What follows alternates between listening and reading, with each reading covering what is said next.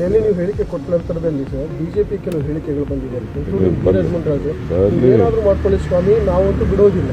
ಬಿಡೋದು ಬೇಡ, ಬಿಡಿ. ಅವ್ರು ಇಟ್ಕೊಳ್ಳಿ. ಯಾರು ಬಿಡಲ್ಲೋ ಅವ್ರ ಕ್ಷೇತ್ರದಲ್ಲಿ ಕಸನೇ ತೆಗಿಯಲ್ಲ, ಕಸನೇ ತೆಗಿಸಲ್ಲ. ಅವ್ರ ಕ್ಷೇತ್ರದಲ್ಲಿ ಜನನೇ ಅವ್ರು ಉಗಿತಾರೆ. ಎಲ್ಲ ಮೈಕ್ ಹಾಕ್ಬಿಟ್ಟು ಅನೌನ್ಸ್ಮೆಂಟ್ ಮಾಡ್ತಾರೆ. ಏನು ಕಾಲು ಕಟ್ಕೊಡೋಕ್ಕಾಗ್ತದ?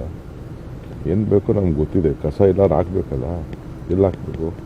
ಮೊದಲಿಂದ ಎಲ್ಲಿ ಸಂಪ್ರದಾಯವಾಗಿ ಆಗ್ತಾಯಿದ್ದೀವಿ, ಮಾಡ್ಕೊಂಡು ಬರ್ತಾಯಿದ್ದೀವಿ. ಅವ್ರ ಕಾಲದಲ್ಲಿ ತೀರ್ಮಾನ ಮಾಡಿದ್ದು, ನಮ್ಮ ಕಾಲದಲ್ಲಿ ತೀರ್ಮಾನ ಮಾಡಿದ್ದು ಎಲ್ಲ ಇದೇನೆ. ಕೆಲವು ಡೆವಲಪ್ಮೆಂಟು ಕೊಟ್ಟಿದ್ದೀವಿ, ನಾವು ಬೇಕಾದಷ್ಟು ಕೊಟ್ಟಿದ್ದೀವಿ.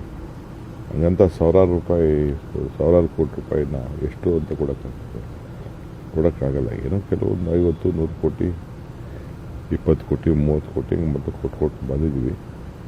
ಕೊಡ್ತೀವಿ. ಅವ್ರು ಅರ್ಥ ಮಾಡ್ಕೋಬೇಕು. ಆ ವೆಹಿಕಲ್ಗಳೆಲ್ಲ ಹೋಗ್ತದೋ ಏನೋ ಅಂತ. ಹಂಗಂತೆಲ್ಲ ಮಾಡಿದ್ರೆ ಮಾಡಲಿ. ನಾವು ಬೇರೆ ಕಡೆ ಜಾಗನೂ 2 ಪರ್ಮನೆಂಟಾಗಿ ಮಾಡೋಕ್ಕೆ 4 ಮಾಡೋಕ್ಕೆ ಮಾಡ್ತಾಯಿದ್ದೆ. ಸ್ವಲ್ಪ ಜಮೀನೇನೋ ಸಮಸ್ಯೆ ಬಂತು. ಈ 2ಕ್ಕೆ ಫೈನಲೈಸ್ ಮಾಡಿದ್ದೀವಿ. ಟೆಂಡ್ರ್ ಕೂಡ ಕರೆದಿದ್ದೀವಿ.